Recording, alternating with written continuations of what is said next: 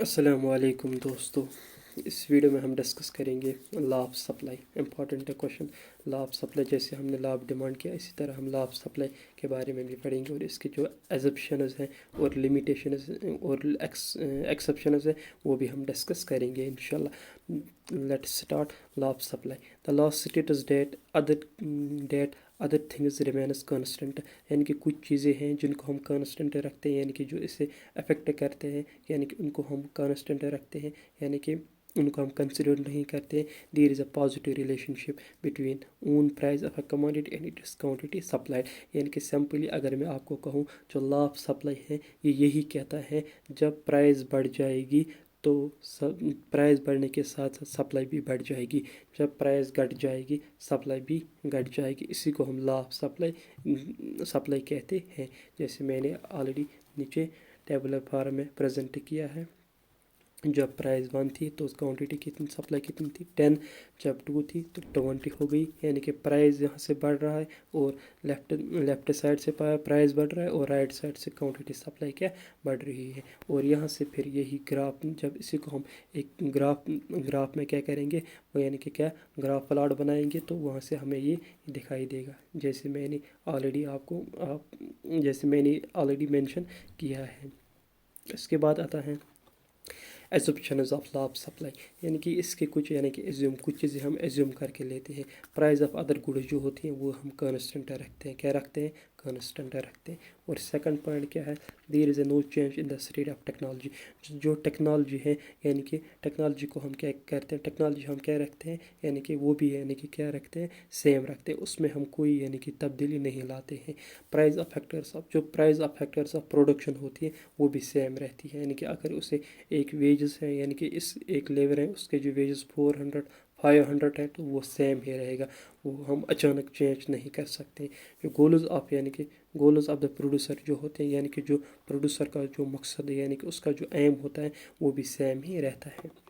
फिर उसके बाद आता है exceptions of law of supply, यानी कि एक्सेप्शंस मतलब उन चीज़ों पे, जिन चीज़ों पे यानी कि लॉ ऑफ सप्लाई जो है वो काम नहीं करता। फर्स्ट आता है एग्रीकल्चर गुड्स। एग्रीकल्चर गुड्स क्या होते हैं? Agriculture goods let's discuss bit about. Law of supply does not apply to agriculture goods. जो लॉ ऑफ सप्लाई है ये एग्रीकल्चर गुड्स पे अप्लाई नहीं होता है। As their production depends on climate condition. क्यों नहीं होता है? क्योंकि जो एग्रीकल्चर गुड्स होते हैं, यानी कि उनकी जो प्रोडक्शन होती है वो डिपेंड होती है किस पे? एग्रीकल्चर पे वो डिपेंड होती है। Due to unforeseen changes in weather production of agriculture goods is low. यानी कि अगर अचानक मौसम में तब्दीली आ जाएगी, फ्लड्स आ जाएगी, तो फ्लड्स जब आते हैं तो जो प्रोडक्शन जो फील्ड्स होते हैं, यानी कि जिनमें हमने कुछ प्रोडक्शन किया होता है तो वो ख़राब हो जाता है, जिससे क्या हो जाता है, लॉ सप्लाई जो है वो काम नहीं करता है। Then their supply can not be increase, और उनकी जो यानी कि मौसम की वजह से उनकी जो सप्लाई है वो इंक्रीज़ नहीं हो जाती है। एवन एट किस पे? हायर प्राइस पे भी इंक्रीज़ नहीं होती है उनकी सप्लाई। इसके बाद आता है पेरिशेबल गुड्स। पेरिशेबल गुड्स कौन से गुड्स होते हैं? ये वो गुड्स होते हैं सेलर्स में भी अनविलिंग टू सेल, यानी कि more of perishable goods. Perishable goods वो होते हैं यानी कि जो जल्दी ख़राब हो जाते हैं, उन्हीं को हम क्या कहते हैं? Perishable goods. I think pronunciation यही है, अगर ये नहीं है तो आप खुद यानी कि इसकी प्रोनाउंसिएशन निकालना। उसके बाद क्या आता है, यानी कि ये वो गुड्स होते हैं, मतलब यानी कि जो जल्दी ख़राब हो जाते हैं, जिनकी यानी कि शेल्फ लाइफ जो बहुत ही कम होते हैं। लाइक फ्रूट्स होते हैं, वेजिटेबल्स होते हैं, वेजिटेबल्स होते हैं, यानी कि इनकी लाइफ बहुत ही कम होते हैं, ये जल्दी ख़राब हो जाते हैं। इसके बाद आता है एक्सपेक्टेड, यानी कि price. If a producer or a firm expect a rise in the future price of a commodity, then supply may not, यानी कि be according to the law of supply, यानी कि expected price, यानी कि ये क्या है?